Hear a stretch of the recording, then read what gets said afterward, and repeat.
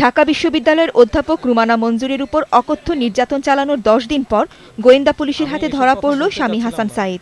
10 দিন ঢাকা ও চট্টগ্রামে পালিয়ে থাকার পর বুধবার রাজধানীর মুগদার এক আত্মীয়র বাসায় তাকে খুঁজে পায় পুলিশ।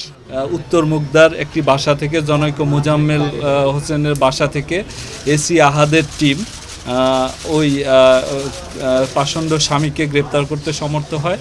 গ্রেফতারের পর ঢাকা মহানগর গোয়েন্দা পুলিশের কার্যালয়ে সাংবাদিকদের সামনে হাজির করা হয় হাসান সাঈদকে। এ সময় তিনি দাবি করেন, কানাডায় পড়াশোনা করতে গিয়ে স্ত্রী রুমানার সঙ্গে ইরানি এক ছেলের সম্পর্ক হয়। সেই সম্পর্কের কারণেই 11 বছরের সংসারে অশান্তি চলছিল। কথা যাকে 18 বছর ধরে আল্লাহর পরে মানছি, সে এত বড় বিট্রে আমার সাথে করতে পারবে আমি মেয়েকে রেখে, এটা মানতে পারছিলাম না, এখনও মানতে পারছি না। আমি কোরআন শরীফ পড়ে নামাজ পড়ে ওকে দোয়া করতাম যে আল্লাহ ওর হেদায়েত দেখ। ওকে আল্লাহ হেদায়েত দেয় নাই।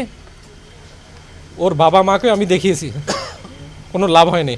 তার দাবি, ঘটনার দিন সামাজিক যোগাযোগের মাধ্যম ফেসবুকে রুমানার বন্ধু তালিকা থেকে ইরানি সেই ছেলের নাম বাদ দেয় রুমানা তার উপর আক্রমণ চালায়।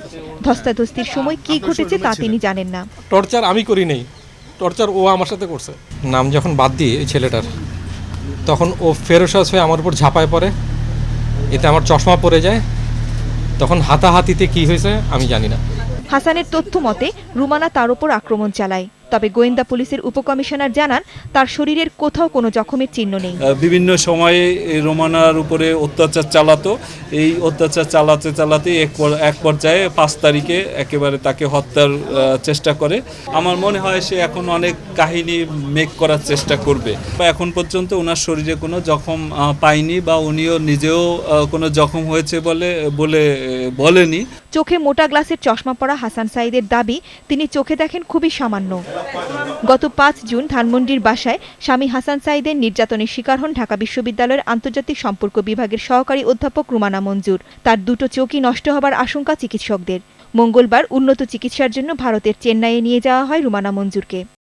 কিশোর লায়লা, বৈশাখী নিউজ, ঢাকা।